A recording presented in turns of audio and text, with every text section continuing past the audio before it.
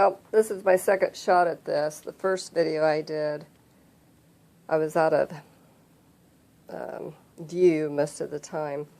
I'm trying to do this in a way that I can get it up close enough for you to actually see what I'm doing, and holding the hoop in the air, and it's just kind of an unnatural position. So I'm probably going to skip some stuff I said the first time. But anyway, this is the last project I did when I did my punch needle. And my whole point of this video is to just tell you the basics. I know a lot of you get intimidated and discouraged when you start trying the punch needle because it just isn't turning out exactly the way you want. You're having problems with your loop staying in, etc. I'm going to just go over some very basic stuff. I'm not saying the way I do it is right. I'm saying the way I'm going to show you is what works for me, period.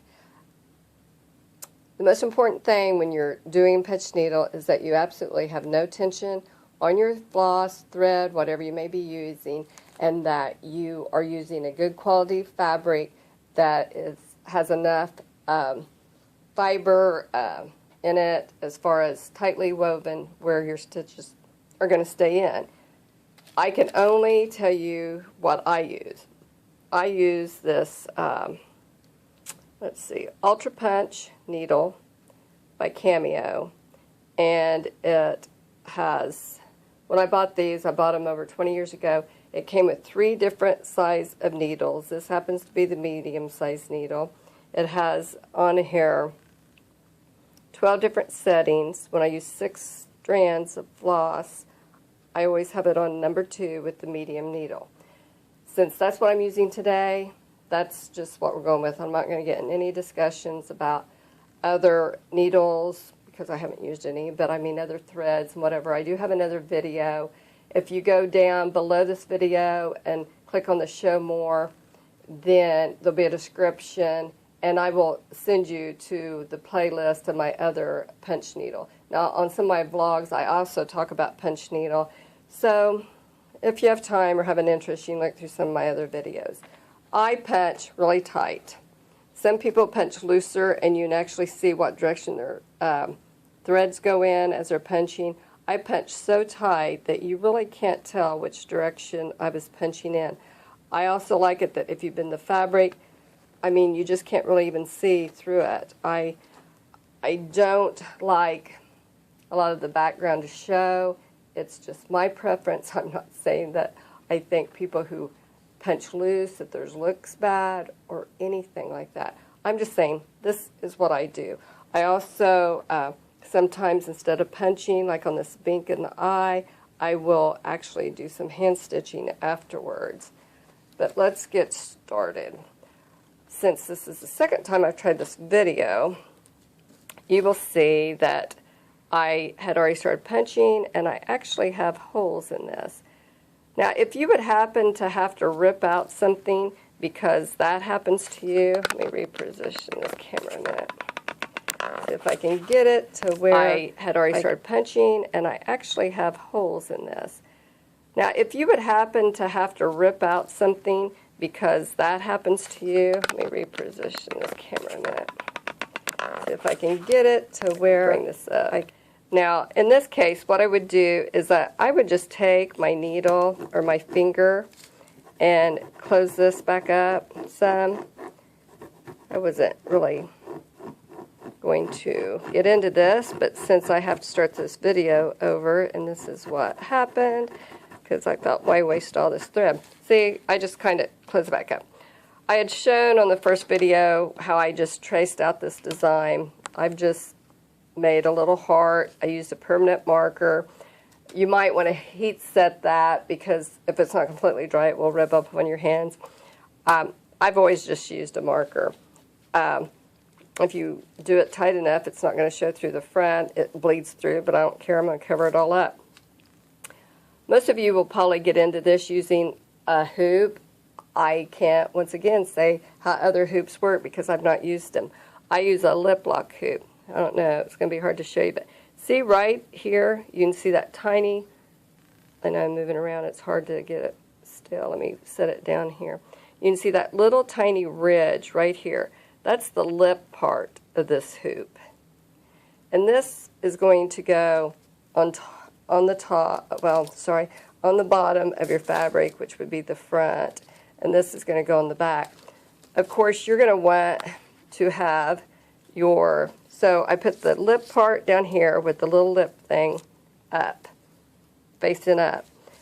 And if you have it reversed, if the lip's down, it will not hold your fabric tight. You want to position your design where it's kind of in the middle. In this case, I wasn't paying that much attention. You just want to make sure that the design area doesn't get close to this edge, or you're going to have to move it, or make sure you have a big enough piece of fabric where the design edge isn't going to be over here, because there's no way you can punch into that hard surface. Then you'll just place this piece over the top of the other piece, and you can kind of see when it gets down over that lip. Get this tight enough. See how that's raised up? We're in another type of hoop. You wouldn't have that because that's that little lip now, and that is what's going to help hold this. This is going to be kind of hard for me to do because I want to make sure you can actually see when I'm putting the needle into the fabric. Normally I wouldn't be trying to do this standing up, but I'm standing up right now trying to give you a good view as possible. Just want to make sure this is really tight. And next, after we get this, we will thread the needle. This is a store-bought threader. You can buy these at about any craft place. They're very cheap. They're made out of very thin wire. They just have this little sticker thing on the end. I'm always losing mine. I actually made some of my own, which stand up a little better because these do break frequently. Okay, I'm not sure about other punch needles, but I'm going to just tell you about this one. One side, you're going to have this little scooped out area right here. The other side is smooth.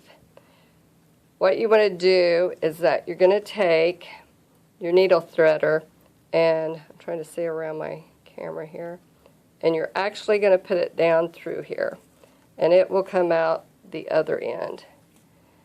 Then I'll just use this curly floss that I had used before. Now it's all curly because I've already punched it through once. Let me straighten it out a little bit. All you do is that you'll put your floss through here. Doesn't matter if you go up this way or down the other way, you just want to get it through that threader. And then you're going to pull it out this other end. Once again, I'm standing up and looking around the camera. So this is kind of hard. Okay, now you've got it through and it's come out through the little scoopy side. I don't know how close I can get before it gets blurry. And then you've got your smooth side this way. You're going to stick it through the smooth hole, the smooth side through the hole, and then just take your thread and separate this and pull your thread up through here, like that. And now you'll just pull it back through the hole, and that's how you thread it. And then just pull it to where you want it to be. I'm going to trim this off a little bit since I got the thread all messed up while I was pulling it all out. If I can do this with curly thread, then let me pick this back up. And let's see if I can get you a good view here without it getting too blurry. Maybe I should go down and just enlarge, scan in. Okay, what I do is that I always like to start with middle designs and then do my outline or going around it. This little circle was here because of another demonstration I did before about skipping over to another design. We'll go over that in a minute. So anyway, what you do, once again, I'm standing up. I have nothing to push this hoop against, which normally I would have it against my chest or something, my arm, stomach. But just take it. And some people say you need to have it facing this way. Other people say you need to have it facing the scoop facing that way.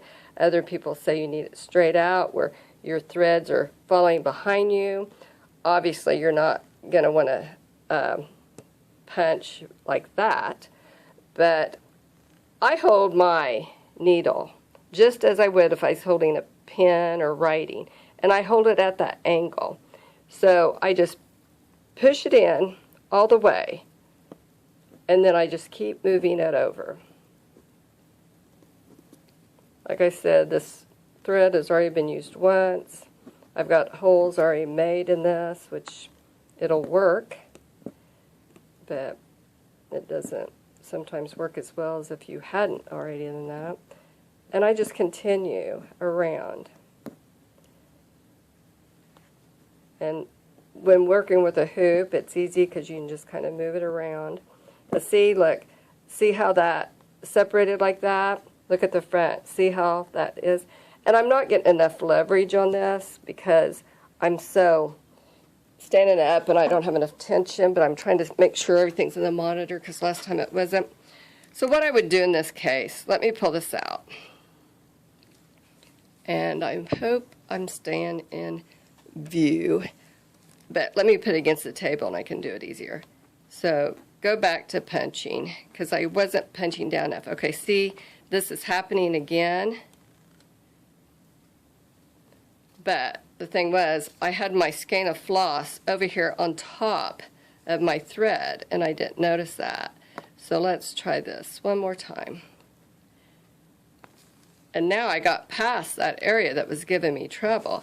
Just that little bit of tension on here will cause it not to work. Now, a lot of you will be doing lettering, or when you first start, you'll turn it over and you'll see this, and you'll think, ah, that looks horrible. Well, you got to hang in there, give it a chance. Of course it's going to look horrible because you're just starting out. I mean, not starting out that you're doing it wrong, but I mean, you're just getting the piece started. I punch really close together. I don't even leave space between my stitches, you know, the line I just did. And I keep going around. If some of them are short and some of them are taller, it doesn't matter. If you get done and you see you have some really tall loops, now see, once again, I went over that and it hit. All you do is just, you can pull it back and get back to where you started. And just keep going. And as you go, it's going to start filling in. And see, now I got my thread stuck under a piece of paper, and I could tell that it was tension on it. But just keep going and going. Doesn't matter which direction you go in, and then turn it around. Now see, look how much better that's filling in compared to that first row. And you'll just keep going until you get it all filled in. Now I've been punching long enough that I can like just turn it here and then flip my needle and go back that way and do it without turning my hoop. But I would suggest starting out that you just turn your hoop, make sure you're getting your needle all the way down, and say for instance you thought, okay, I have that there and I want it to be the same color as this. I'll just skip over here. Now some people will do that because I know people do that in cross stitch. I personally don't do that, and the reason I don't do that is because when I come back then and fill this little area in, which will be the background, it's going to push some of that orange in through there and through the front, and you're going to have a little bit of that orange mixed into that background, and it's going to lose the, you know, your design area. Instead of having your little circle here and then this over here, you're going to have a bunch of little orange specks in with that background. I don't personally like that, but if that doesn't bother you, then whatever. I mean, you can do that. If you go over something that you've already punched, it'll work, but that is when normally when I start trying to get it too tight. Let me see if I can get it to do it. If I just kept punching over and over and over and over in the same spot, eventually I am going to get some threads raised up. Of course it won't do it now that I want it to, but if you get any really tall, see I'm out of camera again, I'm sorry. If you get any really tall pieces on the back, just clip, or which would be the front, clip them off. Like it doesn't matter. Now some people pull it up and clip from the front. I don't. I clip mine off from the back. Let me show you something. Say over here, you didn't like the way this looked and you had this filled in, but it wasn't filled in enough. Just turn it over. You can actually punch facing this way. I mean, I've done that before when it's like, well, gosh, I punched that. Why isn't it filled in good enough? I'll just flip it over and I can punch from this direction too and fill it in. It may not be as neat on the back as I like because you're just kind of haphazardly punching. But I just clip it off, get rid of this. Now we'll rethread it and I'll show you how it looks going around. Now see, even though I have this little space that looks like I didn't punch it, I'm trying to find out where I'm at. Even though I have this little space that looks like I didn't punch it, because I punched around it so tight, it went ahead and filled it in. Now me, I'd go ahead and finish that. But I wouldn't have this big piece here. I was just showing you how if you kept going around and around. And see, that would bother me, having that big piece there. I would have to trim that off. But a lot of times, if you have a little space and you look at the front, it looks filled in enough. You wouldn't necessarily have to fill that in if you didn't want to. But I personally like the backs of mine to look as neat as the front, so I'm anal. I would have to do it. Okay, this is on a cone. You can buy floss in a skein, or a lot of colors come in a cone, and this piece is off the cone because, like I said, I'd already done this video once, and half of it wasn't on the screen. Hopefully I can stay on the screen. My problem is if I'm sitting down, trying to get up, sitting down, I can't see over the camera. So I'll stand up, show you once more how to thread it. I put it through the top. Now I'm going to just stick it through the threader, come out through this end. Try not to pull the thread out since I have already taken it off cut it and taken it off that cone. Turn it over, stick it through the smooth side, the opposite side where it came out.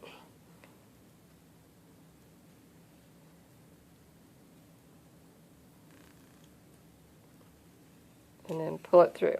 That's all there is to threading it. So, let me see if I can get close again. Sit down, try to keep my hoop here where you can see. So I had all this filled in. I'm done with the orange, and now I'm going to start doing my background. I don't come all the way over here and work. I go right up next to what I already did and just start in. I fill in all the small areas first, and then I'll start working around this. And I'll just keep turning and working around this. And if I get it to where, see, I was trying to poke through there and it didn't want to go because I already had a loop there and it was hard to poke through. I could leave that, but like I said, because I like my backs to look nice, I will pull that out and then pull my thread back tight again. But I'll just work around this area, and I'll flip it over here in a minute. Okay, this is how it's going to look when you first start. Look how sparse that looks and all. But as you keep going, that is going to fill in fine. Now you can see I have one little piece intermixed with that orange. I don't care about that. Now you can take your a pair of scissors or a tip of a needle and separate those. Me, I don't care. That doesn't bother me. If I want to go back this way, I can just work on down this side and go around that way. And see, it's going to start getting filled in. And that's going to keep that all nice and tight. Say I got bored just going around this. I could actually even go over here, go around this a little bit. And see, some of those stitches are wider. The wider you make your stitches, see, look, the less that's going to fill in. The tinier, let me tighten this up now, the tinier, where am I on the screen? The tinier I make my stitches,